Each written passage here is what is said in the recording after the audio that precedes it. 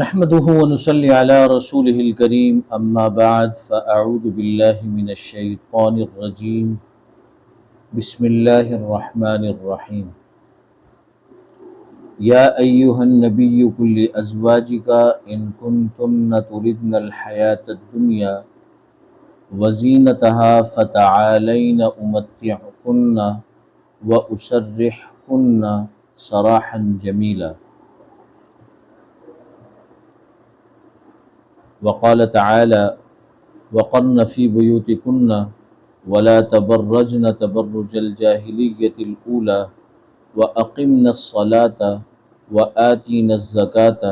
وأطعنا الله ورسوله إنما يريد الله ليذهب عنكم الرجس أهل البيت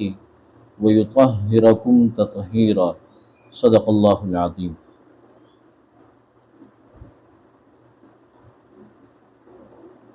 آج کے درس میں سب سے پہلے تو اس بات کو واضح کرنا ہے کہ اللہ تبارک و تعالیٰ کے ہاں نبی کریم صلی اللہ علیہ وسلم کے اہل بیت کون ہیں. محرم الحرام کا مہینہ شروع ہوتا ہے تو فتنہ پرور لوگ بالخصوص روافض اس وعظ و بیان میں لگ جاتے ہیں کہ اہل بیت اور صحابہ کرام کے باہم نفرتیں اور دشمنیاں تھیں، جبکہ اہل سنت والجماعت کا یہ نظریہ اور عقیدہ ہے اور یہ نقطہ نظر ہے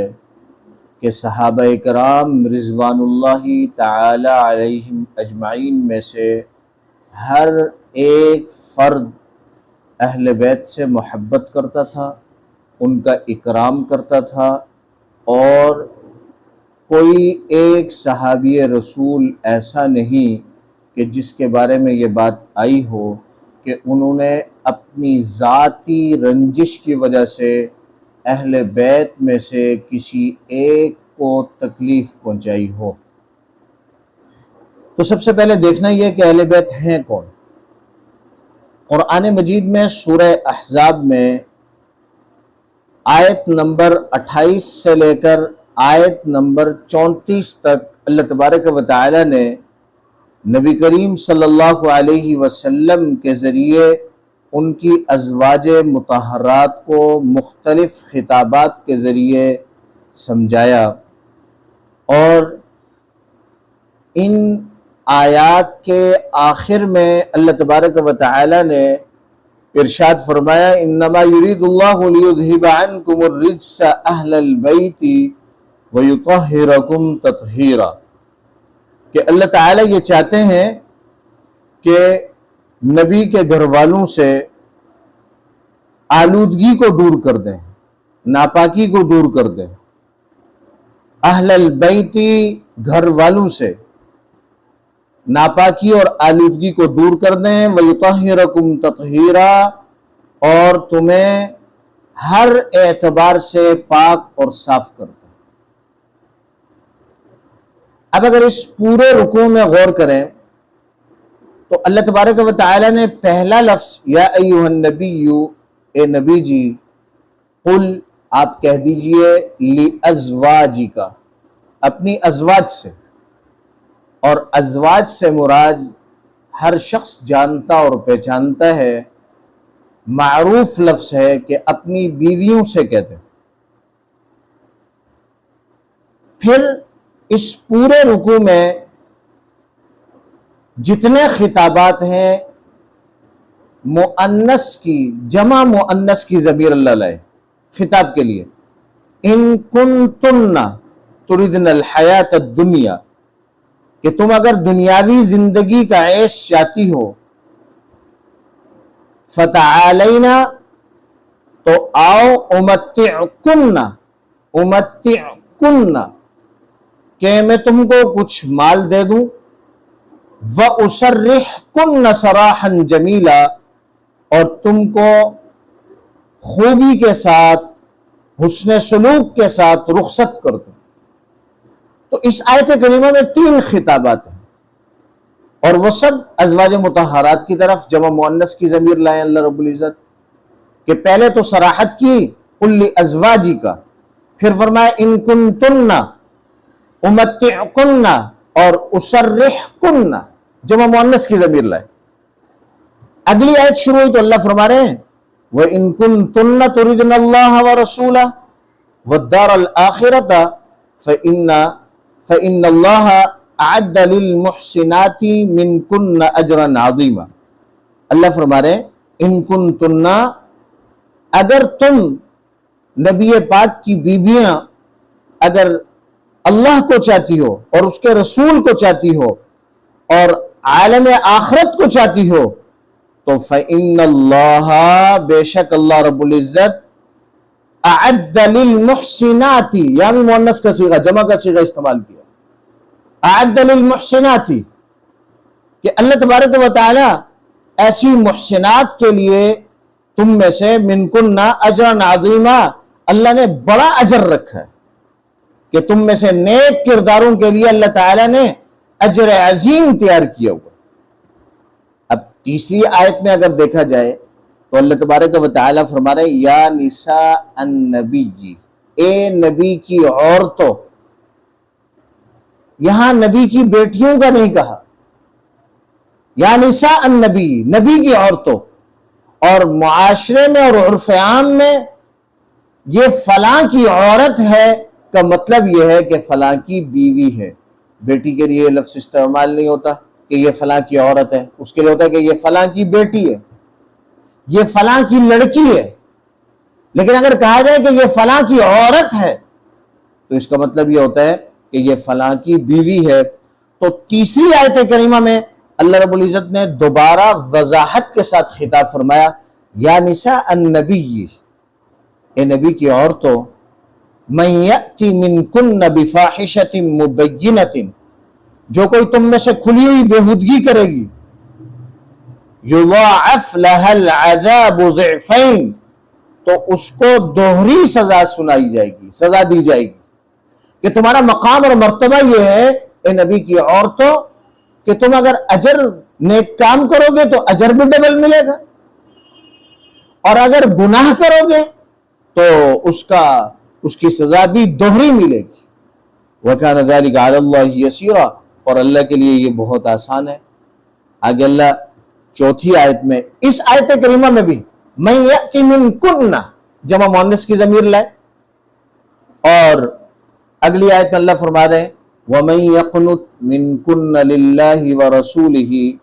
جو کوئی تم میں سے، منکن جمع مؤنث کی ضمیر لائیں، منکن تم نبی کی بیویوں میں سے، جو کوئی تم میں سے اللہ کی اور اس کے رسول کی فرما برداری کرے، وَتَعْمَلْ صَالِحًا نُؤْتِهَا، تعمل صالحا، نیک اعمال کرے گی، نُؤْتِهَا أَجْرَهَا مَرَّتَيْنِ، ہم اس کو ثواب دیں گے مرتینی، دوہرا، اجرہا اس کا ثواب جو ہوگا مرتینی، دوہرا۔ تم نبی کی بیویاں ہو، عام عورتیں نہیں ہو، نیکی کرو گے تو اجر بھی دوہرا ملے گا، اور اگر گناہ کرو گے تو سزا بھی دوہری ملے گی۔ وَأَعْتَدْنَا لَهَا رِزْقًا كَرِيمًا، اور ہم نے اس کے لیے ایک عمدہ روزی تیار کر رکھی ہے۔ اب اگر ہم چوتھی آیت کریمہ کو دیکھیں تو پھر اللہ تبارک و تعالی ارشاد فرما رہے ہیں یا نساء النبی، اے نبی کی عورتوں۔ پہلے فرمایا قل لازواجک، اپنی بیویوں سے کہہ دو، پھر تمام جمع مؤنث کی ضمیریں لانے کے ساتھ ساتھ دوبارہ یا نساء النبی، اے نبی کی عورتوں، ان کا مقام بیان کیا۔ اب چوتھی آیت میں پھر اللہ تبارک و تعالی فرما رہے ہیں یا نساء النبی، اے نبی کی عورتوں، لستن کاحد من النساء، تم معمولی عورتیں نہیں ہو، تم معمولی عورتیں نہیں ہو۔ ان اتقیتن، پھر جمع مؤنث کی ضمیر لا رہے ہیں، اگر تم تقوی اختیار کرو، فلا تخضعن بالقول، اور تم نامحرم مردوں سے بولنے میں نزاکت مت کرو، نرمی سے بات، بالکل نرمی اور نزاکت سے بات مت کرو، اگر بضرورت بولنا پڑے تو نرمی سے بات مت کرو۔ فَيَطْمَعَ الَّذِي فِي قَلْبِهِ مَرَضٌ، ایسے نہ ہو کہ کوئی ایسا شخص کہ اس کے دل میں بیماری ہو، مرض ہو. وَقُلْنَ قَوْلًا مَعْرُوفًا، جس کے قلب میں خرابی ہو تو کیا ہے؟ قُلْنَ قَوْلًا مَعْرُوفًا، قاعدہ عفت کا تقاضا. قاعدہ عفت جو ہے، پاک دامنی کا جو قاعدہ ہے، معروف قاعدے کے موافق بات کرو. آگے اللہ تبارک و تعالی 5ویں آیت میں فرما رہے قرنا، جمع مؤنث قرنا، قرار پکڑے رہو. فی بیوتکن، پھر جمع مؤنث کی ضمیر لائے، اپنے گھروں میں نبی کی بیویوں. ولا تبرجن تبرج الجاہلیت الاولی، اور پہلے زمانے کی جاہلیت کے دستور کے موافق مت پھرو. وَأَقِمْنَ، جمع کا صیغے کے ساتھ حکم دیا، نماز اقمن الصلاۃ، نماز ادا کرو. آتین الزکاۃ، جمع مؤنث کے صیغے کے ساتھ زکات حکم کرنا ہے، زکات دینے کا حکم دیا. وَأَطِعْنَا، جمع مؤنث کے صیغے کے ساتھ اطیعنا، اللہ کی اطاعت کرو، اس کے رسول کی اطاعت کرو. اتنی جمع مؤنث کی ضمیریں اور صیغے لا لا کر اور نبی کی بیویوں کا براہ راست تذکرہ کر کے قُلْ لِأَزْوَاجِكَ یا نساء النبی من یأت منکن، اور اسی طریقے سے یا نساء النبی لستن کأحد، اس سب تذکرہ کر کے ان کا مقام اور مرتبہ بیان کر کے کہ تم عام عورتوں کی طرح عورتیں نہیں ہو. عام زمانے جس طرح جس جگہ پر چل رہا ہے تمہیں اس طرح وقت گزارنا نہیں ہے، تم بہت قیمتی اور معزز خواتین و امت کی. اور آگے فرمایا انما یرید اللہ، بے شک اللہ رب العزت چاہتے ہیں کہ لیذہب عنکم الرجس، کہ اللہ تبارک و تعالی تم سے کیا کرتے ہیں؟ ناپاکی کو اور آلودگی کو کیا کر لیں؟ دور کرنا چاہتے ہیں اللہ. اہل البیتی، گھر والوں. وَيُطَهِّرُكُمْ تَطْهِيرًا، اور تم سے کیا؟ تمہیں پاک کرنا چاہتے ہیں ہر اعتبار سے. اب اس حکم کے بعد آگے پھر اگلی آیت، آخری آیت ہے اس رکوع کی، وہ کیا؟ وَذْكُرْنَا، جمع مؤنث کا صیغہ لائے. وَذْكُرْنَا، تم ان آیات الہیہ، ہاں اس کی کیا کرو؟ وَذْكُرْنَا، انہیں یاد کرو. اس کی مَا يُتْلَى فِي بُيُوتِكُنَّ، جو کچھ تلاوت کی جاتی ہے تمہارے گھروں میں. بُيُوتِكُنَّ، اے نبی کی پاک بیویوں، تمہارے گھروں کے اندر جن کی تلاوت کی جاتی ہے جو انہیں یاد کرو. ہاں آیات الہیہ، اس کے علم کا احکام کو یاد رکھو جس کا تمہارے گھروں میں چرچا رہتا ہے، تلاوت ہوتی ہے. ہاں ان اللہ کان لطیفا خبیرا، بے شک اللہ رازدان ہے اور پورا خبردار ہے. اب اس پورے رکوع میں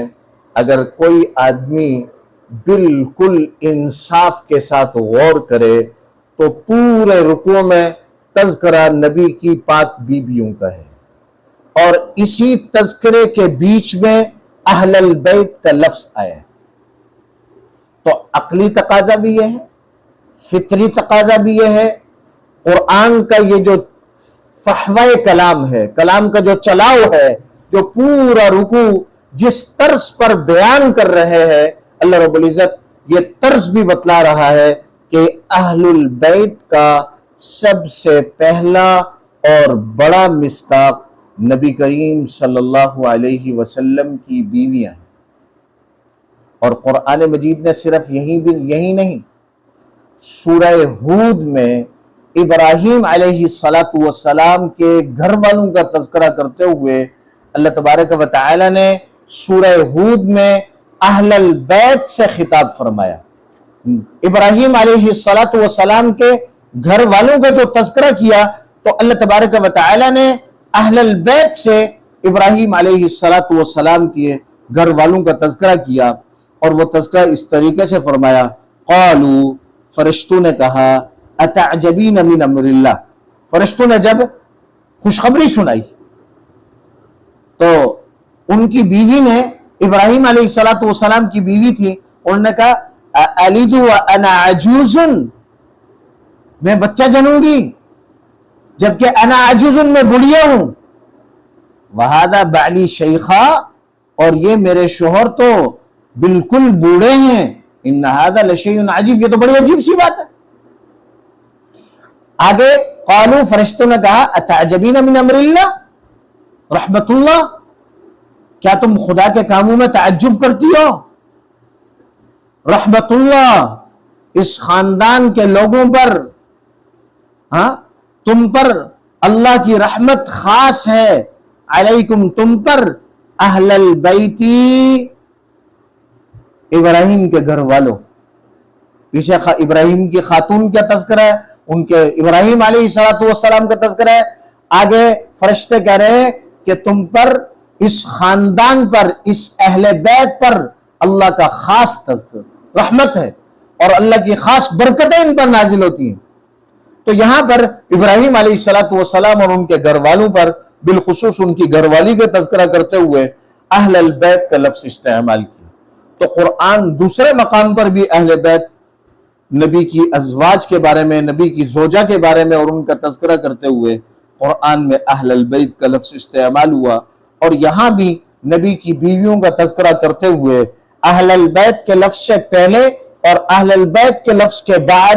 مکمل طور پر پورا رکوع یہ نبی علیہ السلام کی بیویوں کا تذکرہ چل رہا ہے. پھر نبی کریم صلی اللہ علیہ وسلم نے جب اہل بیت کی اتنے فضائل، پاک بیویوں کے جو فضائل اللہ نے بیان فرمائے، تو پھر ایک روایت ملتی ہے جس کے روات میں، جس کی اسناد کے اندر کلام ضرور ہے، کہ نبی کریم صلی اللہ علیہ وسلم نے حضرت علی رضی اللہ تعالیٰ عنہ کو، حضرت فاطمہ کو، حضرت حسن کو، حضرت حسین رضی اللہ تعالیٰ عنہم کو، ان کو بلایا اور اپنی چادر کے نیچے کیا اور کہا کہ اے اللہ ان کو میرے اہل بیت میں شامل فرما دے، اے اللہ ان کو میرے اہل بیت میں شامل فرما دے. اور اگر کسی خاتون نے اس موقع پر کہا کہ ہمیں بھی اس چادر میں لے لیں، تو فرمایا کہ تمہارا مقام تو مسلمہ ہے کہ تم تو ہو ہی اہل بیت میں سے، یہ میری بیٹی کی طرف سے اولاد ہے. فطرتاً دنیا کا قانون یہ ہے کہ اپنی اولاد وہ شمار ہوتی ہے جو بیٹوں کی طرف سے ہو، بیٹی کی اولاد دوسرے خاندان کی طرف منتقل ہو جاتی ہے. لیکن نبی کریم صلی اللہ علیہ وسلم نے ان فضائل میں، چونکہ آپ کی نسل حضرت فاطمہ رضی اللہ تعالی عنہا سے آگے بڑھی، تو نبی کریم صلی اللہ علیہ وسلم نے ان فضائل کی روشنی میں انہیں بھی اہل بیت میں شامل کرنے کی اللہ رب العزت سے درخواست کی کہ میرے مولا انہیں بھی اہل بیت میں شامل فرما دے. اب اگر کوئی ناانصاف شخص صرف انما یرید اللہ لیذہب عنکم الرجس اہل البیت ویطہرکم تطہیرا، یہ اس روایت کو سامنے رکھتے ہوئے اگر وہ کہتا ہے کہ اہل بیت تو صرف حضرت علی، حضرت فاطمہ، حضرت حسن، حضرت حسین ہے، تو وہ انتہائی ناانصاف شخص ہے کہ جو قرآن کے پورے سیاق اور سباق کو چھوڑ رہا ہے، جبکہ پورا رکوع نبی کی بیویوں کا تذکرہ ہے، اس کے بیچ میں اہل بیت کا ذکر ہے، اور وہ بھی نبی کریم صلی اللہ علیہ وسلم کی روایت کو اگر سامنے رکھا جائے تو اس میں تو یہ بات ثابت ہو رہی ہے کہ نبی کریم صلی اللہ علیہ وسلم انہیں اہل بیت میں شامل کرنے کی درخواست کر رہے ہیں اللہ رب العزت. تو بڑی ناانصافی ہوگی کہ وہ ازواج مطہرات کو تو اہل بیت شمار کرے ہی نہیں، اور صرف اس بات کا قائل ہو جائے کہ حضرت فاطمہ، حضرت علی، حضرت حسن، حضرت حسین رضی اللہ تعالی عنہم یہی اہل بیت. یہ تو ناانصافی ہوگی حضرت علی کے ان بیٹوں کی کے ساتھ، کہ جو حضرت علی کے وہ بیٹے کہ جو کربلا میں شہید ہوئے، جن میں ان کا نام عمر ہے، ابو بکر ہے، عثمان ہے اور دیگر 9 بیٹے آپ کے، یہ تو ان کے ساتھ زیادتی ہوگی. اور پھر قرآن مجید کا جو سیاق و سباق ہے کہ یہاں ازواج مطہرات کا تذکرہ چل رہا ہے، اس سب کو یکسر چھوڑ کر صرف وہ اس بات کا قائل ہو جائے کہ صرف اہل بیت، صرف پنج تن پاک یہ اہل بیت ہیں، تو یہ قرآن مجید کے ساتھ انتہائی ناانصافی ہے. عوام کو بھی سوچنا چاہیے، سمجھنے کی ضرورت ہے عوام کو بھی، اور بالخصوص ہمارے مسلمان نوجوان طبقے کو سمجھنے کی ضرورت ہے کہ وہ کہیں ایسا نہ ہو کہ ان غلط کار لوگوں کو اور غلط وعظ کرنے والے لوگوں کے چنگل میں آ جائیں اور کہیں ایسا نہ ہو کہ قرآن مجید سے انحراف کرنے والے بن جائیں۔ تو میں عرض یہ کرنا چاہ رہا تھا کہ اہل بیت میں سب سے پہلے اگر کوئی لوگ ہیں جن کا تذکرہ اہل البیت کے ذریعے قرآن میں کیا ہے تو وہ نبی کریم صلی اللہ علیہ وسلم کی ازواج ہیں، پھر اس کے بعد آپ صلی اللہ علیہ وسلم کے چچا ہیں حضرت عباس ہیں، اسی طریقے سے حضرت حمزہ ہیں، حضرت صفیہ ہیں، حضرت علی رضی اللہ تعالیٰ عنہ ہیں، حضرت عقیل رضی اللہ تعالیٰ عنہ ہیں، اسی طریقے سے ان کی اولادیں ہیں، اور اسی طریقے سے حضرت عباس رضی اللہ تعالیٰ عنہ کی اولاد ہے۔ یہ تمام کے تمام اہل بیت ہیں، لیکن قرآنی مصداق کے اعتبار سے سب سے پہلے اور بنیادی اہل بیت وہ نبی کریم صلی اللہ علیہ وسلم کی ازواج مطہرات۔ اب محرم الحرام کے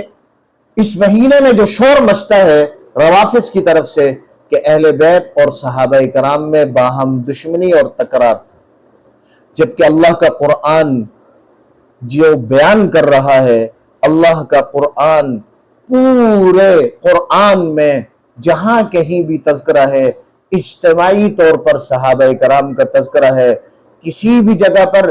اس طرح علیحدہ علیحدہ طور پر قرآن نے صحابہ کرام کی اس طور پر کوئی کیٹیگری نہیں بنائی کہ یہ اہل بیت ہیں اور یہ صحابہ کرام ہیں، ان کا مقام یہ ہے اور ان کا مقام یہ ہے، بلکہ قرآن جہاں کہیں بھی بیان کر رہا ہے تو صحابہ کرام اور اہل بیت کا ایک ہی جگہ پر تذکرہ کر رہا ہے۔ محمد الرسول اللہ والذین معہ اشداء علی الکفار رحماء بینہم، کہ محمد صلی اللہ علیہ وسلم اور جو ان کے ساتھ ہیں، چاہے وہ حضرت عباس رضی اللہ تعالیٰ عنہ ہیں، چاہے حضرت حمزہ رضی اللہ تعالیٰ عنہ ہیں، چاہے جناب صدیق اکبر ہیں، چاہے جناب فاروق اعظم ہیں، چاہے حضرت عثمان ہیں، چاہے حضرت علی المرتضیٰ ہیں، چاہے نبی کریم صلی اللہ علیہ وسلم کی صرف ایک بیٹی نہیں بلکہ 4 بیٹیاں ہیں آپ صلی اللہ علیہ وسلم کی، اور چاروں صحابیات ہیں،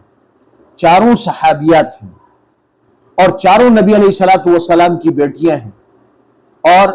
جس طرح نبی کریم صلی اللہ علیہ وسلم کی اس بیٹی سے اولاد ہے، اسی طرح حضرت عثمان رضی اللہ تعالیٰ عنہ کی بھی اولاد ہے نبی کریم صلی اللہ علیہ وسلم کی بیٹیوں سے۔ تو سب کو قرآن بیان کر رہا ہے والذین معہ، جو نبی کے ساتھ ہیں، چاہے وہ اہل بیت میں سے ہو، صحابہ کرام میں سے ہو، اشداء علی الکفار، کفر کے مقابلے میں تو بڑے سخت ہیں، رحماء بینہم، آپس میں بہت نرم اور رحم دل ہیں، اذلۃ علی المؤمنین اعزۃ علی الکافرین، ایمان والوں پر بہت نرم ہیں، اور اعزۃ علی الکافرین، کفار پر بڑے سخت۔ اگر ہم ان نابلد لوگوں کے تذکرے کو سن کر اگر اپنا یہ ذہن بنانے لگ جائیں کہ صحابہ کرام اور اہل بیت میں کوئی دشمنی تھی، تو پھر ہم قرآن مجید کے اس مصداق کے منکر ہو جائیں گے کہ قرآن تو تمام صحابہ کرام کے بارے میں کہہ رہے ہیں رحماء بینہم، قرآن تو تمام صحابہ کرام کے بارے میں باہم کہہ رہا ہے اذلۃ علی المؤمنین۔ نبی کریم صلی اللہ علیہ وسلم نے تو تمام صحابہ کرام کی تربیت یہی کی کہ وہ باہم آپس میں بڑے نرم دل ہیں۔ اب جہاں تک اہل بیت کا تذکرہ ہے، اہل بیت جتنے بھی ہیں نبی کریم صلی اللہ علیہ وسلم کے زمانے میں اور نبی علیہ السلام کے جانے کے بعد تمام صحابہ کرام نے ان کی بہت رعایت کی، بالخصوص حضرت حسن اور حضرت حسین رضی اللہ تعالیٰ عنہ یہ بہت دیر تک زندہ رہے، حضرت علی رضی اللہ تعالیٰ عنہ کے جانے کے بعد بھی زندہ رہے۔ ان کے ساتھ تو صحابہ کرام کے بڑے عجیب معمولات۔ حضرت حسین رضی اللہ تعالیٰ عنہ جناب صدیق اکبر رضی اللہ تعالیٰ عنہ کے زمانے میں بہت چھوٹے تھے، بہت چھوٹے تھے۔ پھر جب حضرت عمر رضی اللہ تعالیٰ عنہ کا دور خلافت آیا تو اس وقت بھی آپ بہت چھوٹے تھے۔ جناب صدیق اکبر رضی اللہ تعالیٰ عنہ جب خطبہ دیتے تو حسنین کریمین کو منبر پر ساتھ بٹھاتے۔ حضرت عمر رضی اللہ تعالیٰ عنہ خطبہ دے رہے، حضرت حسین رضی اللہ تعالیٰ عنہ نے چھوٹے تھے، کہا کہ میرے باپ، ہمارے باپ کے منبر سے اترو، انہیں اٹھایا، منبر پر ساتھ بٹھایا، پھر خطبہ دی۔ حضرت عمر رضی اللہ تعالیٰ عنہ کے زمانے میں یہ آخری وقت میں ان کی عمر کافی زیادہ ہو گئی، یعنی 18 سال کے قریب ہو چکے تھے اور اب جوان ہو چکے تھے۔ اب حضرت عمر رضی اللہ تعالیٰ عنہ کا رویہ کیا تھا؟ ایک تو بدری صحابہ کرام کا وظیفہ زیادہ تھا، 5000 درہم، اور حضرت حسن اور حضرت حسین رضی اللہ تعالیٰ عنہما یہ تو بدری صحابی نہیں تھے، لیکن حضرت عمر رضی اللہ تعالیٰ عنہ نے ان کا وظیفہ بدری صحابہ کرام کے برابر فرمایا، نبی کی قرابت کی وجہ سے، نبی کی قرابت کی رعایت کی۔ حضرت عمر رضی اللہ تعالیٰ نے ایک مرتبہ اسلامی مملکت کے کسی کام میں مصروف تھے اور باہر جو دربان تھا اسے حکم یہ تھا کہ کسی کو اندر آنے نہیں دینا۔ عبداللہ ابن عمر تشریف لائے، امیر المؤمنین کے بیٹے ہیں، شہزادے ہیں، تشریف لائے، کہا کہ ابا جی سے ملاقات کرنی ہے، کہا اجازت نہیں ہے۔ مرتبے اور مقام کے اعتبار سے بھی بہت بلند ہے، ورع اور تقوی کے اعتبار سے ابن عمر بلند ہے، فقہاء صحابہ کرام میں ان کا شمار ہے، لیکن اس سب کے باوجود روک دیا گیا، امیر المؤمنین مصروف ہے۔ اتنے میں حضرت حسین رضی اللہ تعالیٰ عنہ تشریف لائے، انہوں نے جب دیکھا کہ ابن عمر کو اجازت نہیں مل رہی، وہ بھی واپس تشریف لے گئے۔ اب جب واپس تشریف لے گئے، بعد میں حضرت عمر رضی اللہ تعالیٰ عنہ کو جب اس کی اطلاع ملی تو حضرت عمر رضی اللہ تعالیٰ عنہ نے کہا کہ حسین، نبی کے لاڈلے، آپ کیوں واپس چلے گئے؟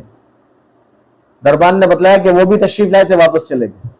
کہا کہ ابن عمر کو جب اجازت نہیں تھی تو میں نے سمجھا کہ آپ کہیں مصروفیت میں ہیں تو مجھے بھی اجازت نہیں ہوگی۔ جناب عمر رضی اللہ تعالیٰ عنہ نے فرمایا کہ وہ تو ابن عمر ہے، وہ تو میرا بیٹا ہے، وہ تو پابند ہے، آپ کی کوئی پابندی نہیں، جب چاہے مجھ سے ملاقات کر لیں۔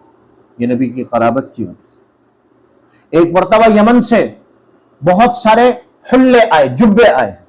تو دو روایات ہیں۔ ایک روایت یہ کہ حسنین کریمین موجود نہیں تھے، جب وہ گھر سے نکلے تو سارے لوگوں نے جبے پہنے ہوئے، انہوں نے نہیں پہنا۔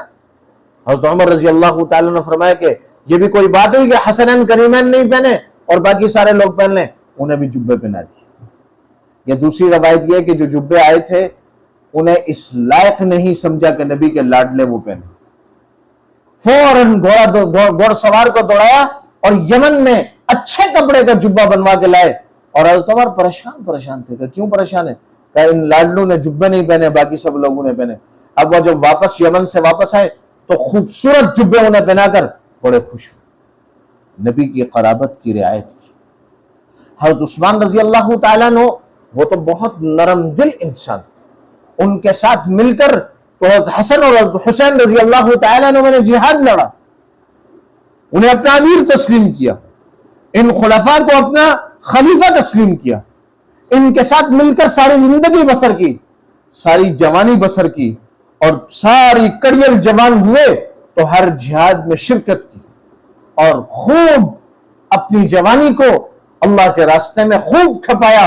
اور کفر کے ساتھ مقابلے میں وقت گزارا۔ اور جب حضرت عثمان رضی اللہ تعالی عنہ پر حالات آئے اور بلوائیوں نے جب ان کے دروازے پر ان کے سارے گھر کا محاصرہ کیا مدینہ منورہ کا، تو حضرت عثمان رضی اللہ تعالی عنہ کے پہرے دار اور چوکیدار اور گارڈ بن کر جو شخصیات کھڑی ہوئیں تو نبی کریم صلی اللہ علیہ وسلم کے یہ دو نواسے تھے۔ اگر ان کے بیچ محبت نہیں تھی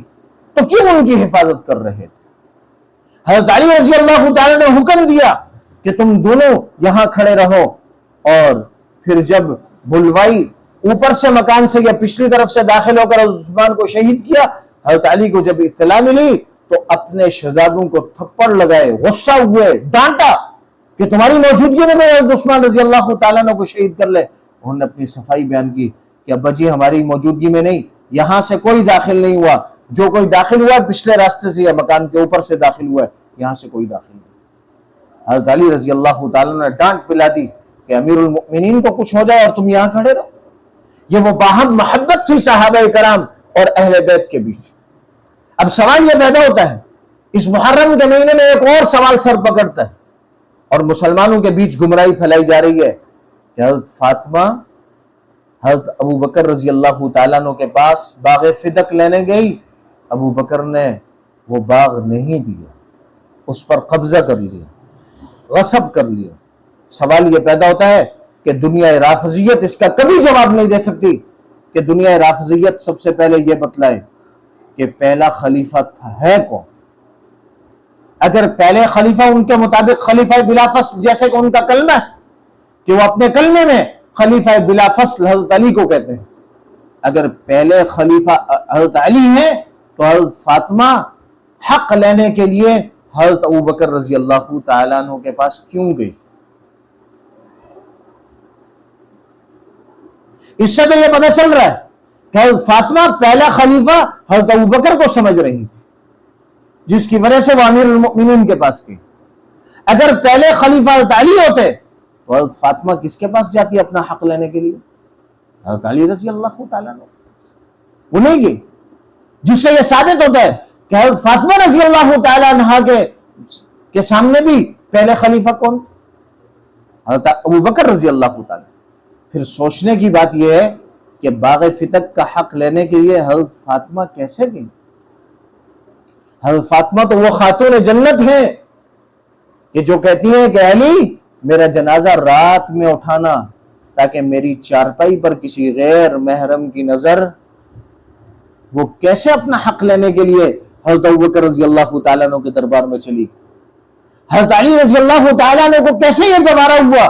کہ حضرت فاطمہ کو بھیجیں کہ جاؤ جا کے تم اپنا حق لے؟ پھر کہتے ہیں جی کہ حضرت ابوبکر رضی اللہ تعالیٰ عنہ نے حق نہیں دیا۔ عقل کے اعتبار سے سوچنے کی ضرورت ہے، علم کے اعتبار سے سوچنے کی ضرورت ہے۔ جس ابوبکر نے ہجرت کے موقع پر اپنے گھر کا سارا مال، 2 مرتبہ سارا مال اللہ کے اور اس کے رسول کے راستے میں پیش کیا، ایک مرتبہ کا تو معروف واقعہ ہے، اور دوسرا مرتبہ کہ جب ہجرت کے لیے گئے تو ساری اشرفیہ لے کر ساتھ چلے گئے، اور بیٹی سے کہا اسما اگر ہمارے والد نابینے ہیں کچھ کنکریاں ڈال دینا، اس کے اوپر کپڑا رکھ دینا، اور وہ پوچھیں کہ ابوبکر ہمارے لیے کچھ چھوڑ گیا تو ان کا ہاتھ ان کنکریوں پر پھیرا دینا کہ ابوبکر نے بہت کچھ چھوڑا۔ جو ابوبکر نبی کے لیے سارا مال قربان کر دے، اور ایک مرتبہ نہیں 2 مرتبہ، اور ٹاٹ کے کپڑے پہن لے، اور آسمان والے اس قربانی پر ابوبکر پر فخر کرنے لگ جائے، اور اللہ کا سلام ابوبکر پر آئے، عقل سے سوچنے کی ضرورت ہے کیا وہ ابوبکر باغ فتق کا ایک چھوٹا سا ٹکڑا، آج بھی مکہ مدینہ جانے والے لوگ وہ دیکھ سکتے ہیں کہ کتنا معمولی سا ایک باغ ہے، کیا ابوبکر اس باغ پر غاصب ہو جائیں گے کہ جس نے اپنا سارا کچھ نبی پر نچھاور کر دیا؟ عقلی اعتبار سے بھی محال ہے، اور علمی اعتبار سے تو یقیناً محال ہے کہ ایسا واقعہ نمودار ہی نہیں ہوا۔ حضرت ابوبکر رضی اللہ تعالیٰ عنہ نے تو یہ ارشاد فرمایا کہ اللہ کے انبیاء جتنے بھی ہیں وہ دنیا میں کسی چیز کے وارث نہیں ہوتے، وہ صرف علم چھوڑ جاتے ہیں اپنی میراث میں، باقی جتنی بھی چیزیں ہوتی ہیں وہ نبی کے ورثاء کو نہیں ملتی۔ چنانچہ نبی علیہ الصلوۃ والسلام کی جتنی بھی نبی علیہ الصلوۃ والسلام کی میراث تھی کیا؟ میراث تھی کیا؟ چند تلواریں، زرہ۔ تو میں عرض یہ کرنا چاہتا ہوں کہ صحابہ کرام کا اہل بیت کے ساتھ جو محبت اور والہانہ انداز تھا، اگر اسے صحیح معنوں میں قرآن و سنت کی روشنی سے دیکھا جائے تو ایمان بڑھتا ہے کہ صحابہ کرام نے اہل بیت کا بہت احترام کیا، اور کوئی ایک صحابی بھی ایسا نہیں کہ جس نے ذاتی رنجش پر اہل بیت کے کسی فرد کو تکلیف پہنچائی۔ صحابہ اکرام کے باہم جتنے بھی عنوانات اور معاملات باہم دست و گریباں کے اگر جنگ صفین اور جمل میں نظر آ رہے ہیں، اگر یہ دکھ بھی رہے ہیں تو یہ دینی بنیادوں پر ہے، اس میں ذاتی کوئی رنجش نہیں، اور اس میں بھی صحابہ اکرام نے اہل بیت کا احترام کیا۔ کوئی ایک صحابی رسول قرآن و سنت کی روشنی میں یا کسی بھی طرح سے ایسا ثابت نہیں ہو سکتا کہ جس نے کسی ذاتی رنجش کی بنیاد پر اہل بیت کا دل دکھایا۔ صحابہ کرام اور اہل بیت باہم رحماء بینہم کا روشن مینار تھے اور بالکل مدلل طریقے سے کھلی ہوئی دلیل تھے کہ رحماء بینہم یہ صحابہ کرام کے بارے میں ہے، اور اذلۃ علی المؤمنین ایمان والوں پر نرم یہ صحابہ کرام تھے کہ باہم ایک دوسروں پر کیا تھے؟ نرم تھے۔ اللہ تبارک و تعالی سے دعا ہے کہ اللہ رب العزت ہمیں اس کی سمجھ نصیب فرما دے، اور صحابہ کرام اور اہل بیت کے بیچ جو محبت اور باہم رشتہ داریاں ہیں وہ رشتہ داریاں بیان کرنے کی، سمجھنے کی، باہم ان کے محبت کے جتنے تعلقات ہیں انہیں بیان کرنے کی اور سمجھنے کی توفیق عطا فرمائے، اور فرق باطلہ کی جتنے بھی گمراہ کن بیانات ہیں اللہ تبارک و تعالی ان کے سننے سے، ان کے اثرات کو قبول کرنے سے ساری امت کی حفاظت فرمائے۔ وآخر دعوانا ان الحمد للہ رب العالمین۔